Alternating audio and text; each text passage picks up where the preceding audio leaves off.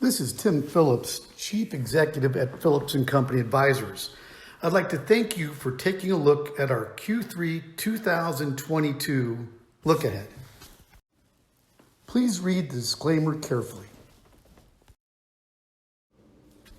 The consumer is still sitting in a winning position and possesses plenty of consumption firepower.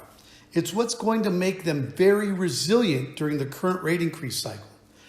Jobs are being added at record paces and wages across industry cohorts are expanding.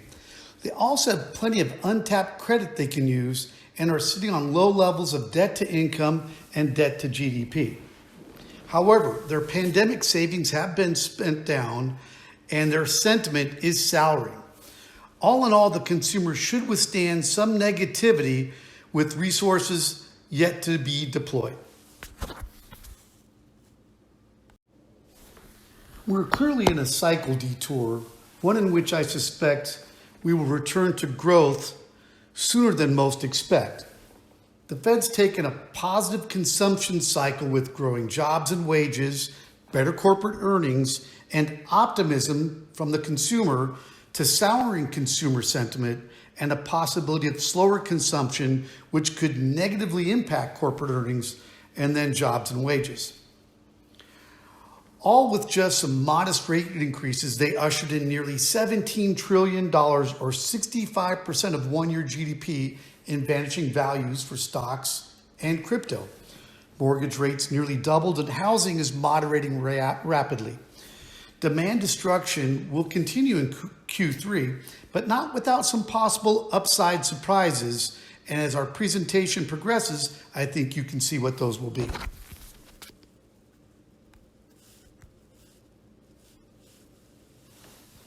At the heart of the rate increases is the Fed's mandate to conquer inflation.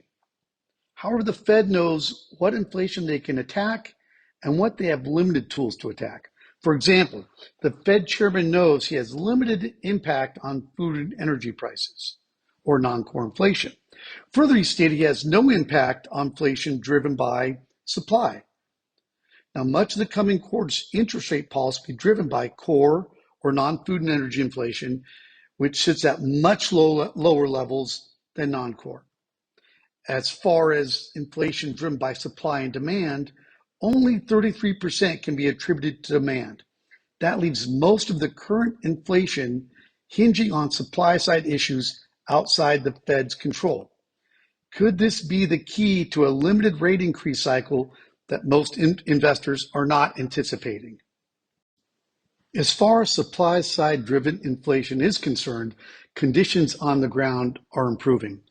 Freight shipments are moderating, dwell times at the Port of Los Angeles are dramatically improved, import prices are moderating, and business inventories are at record levels.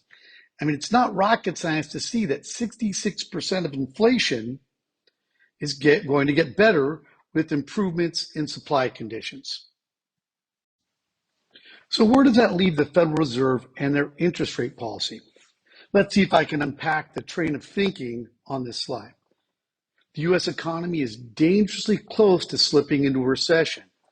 With Q1 in negative GDP territory and Q2 near a flat line, we might be in a modest recession now.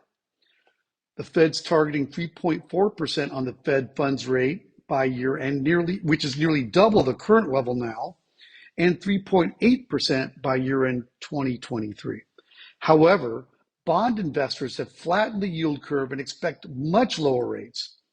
And we think it's possible for the Fed to soft land the economy without massive job losses or more major corporate earnings deterioration.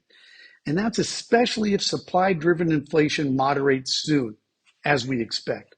Our view is the Fed will get a couple more large rate increases in, then need to pause to avoid a hard landing or major job losses.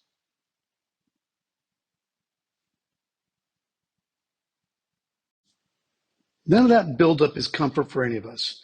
This has been a difficult start to the year, and uniquely so for fixed income, which typically acts as an anchor to windward in volatile equity markets.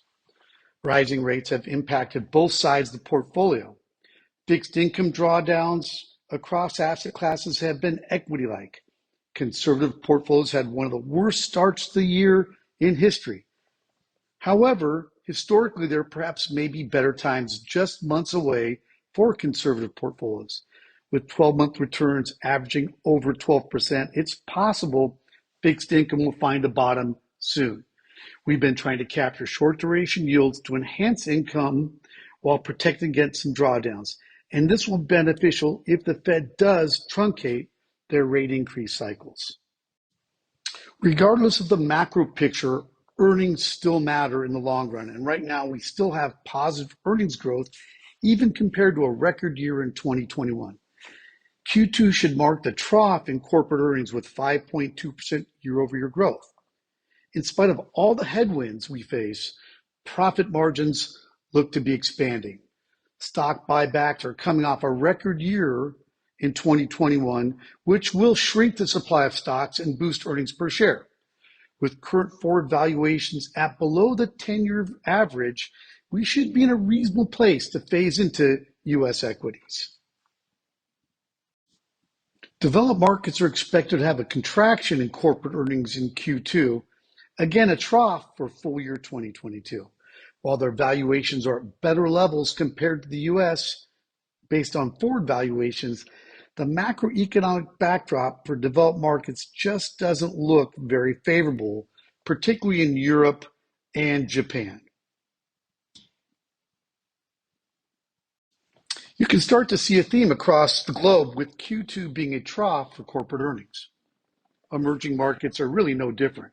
The backdrop looks challenging from a corporate earnings perspective for the remainder of 2022. Yet valuations are very attractive, and the macroeconomic backdrop is perhaps more favorable than developed markets. China in particular looks promising as they emerge from their forced COVID lockdown. Speaking of China, their earnings picture is bottoming since much of Q2 was spent in mandatory lockdown driven by COVID outbreaks. The worst would appear to be over from a corporate earnings perspective for China, assuming they don't face more lockdowns. The number of cases has never been really very high, and it's now back to near zero. China is stimulating their economy with fewer regulations and record stimulus. Their target of 5.5% GDP growth will require an all-of-government approach, which we believe they'll achieve. President Xi's renomination is months away, and he'll need a strong economic backdrop. The fact that China is on a counter-cycle to the U.S. offers investors an opportunity to get equity exposure with a little less correlation to the United States. Why we invest in China in spite of all the anti-China rhetoric in mainstream media is simple. They offer companies and investors the world's largest and fastest growing middle-class consumer.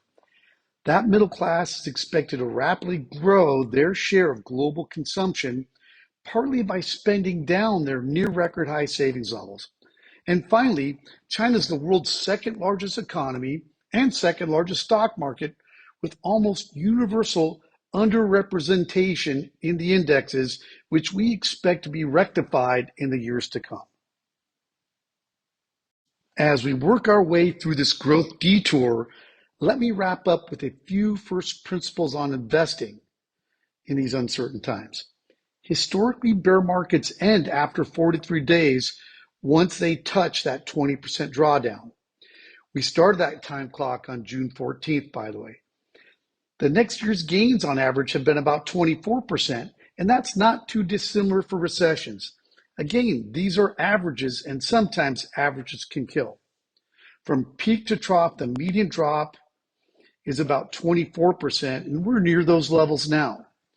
The key principle is markets do move in brief bursts, and if you miss just a few days, you'll lose all the advantages. Rebalancing, dollar cost averaging, tax optimizations are all excellent techniques. Even having ample liquidity to fund spending, that's very prudent, but trying to time markets is just asking for trouble. You can read a summary of our views and recommendations here. The short story is we expect the Fed to truncate their rate increase cycles, driven by a reduction in supply-induced inflation and a slightly weakening consumer. We do expect the consumer to remain reasonably resilient and that should support corporate earnings growth in the outer quarters for the rest of 2022. We don't expect the Fed to trigger mass job losses or a hard landing for the U.S. economy. China will continue to offer countercyclical growth while developed markets show limited upside. Our mean reversion dashboards here for your review. Opportunities in value, energy, and in materials all look very promising. Across the regions, everything looks fairly balanced with some slight opportunities in Brazil. Thank you again for taking time to review with us our Q3 look ahead. If you have any questions at all, please email me at the link below, and of course, connect with your advisor at your convenience.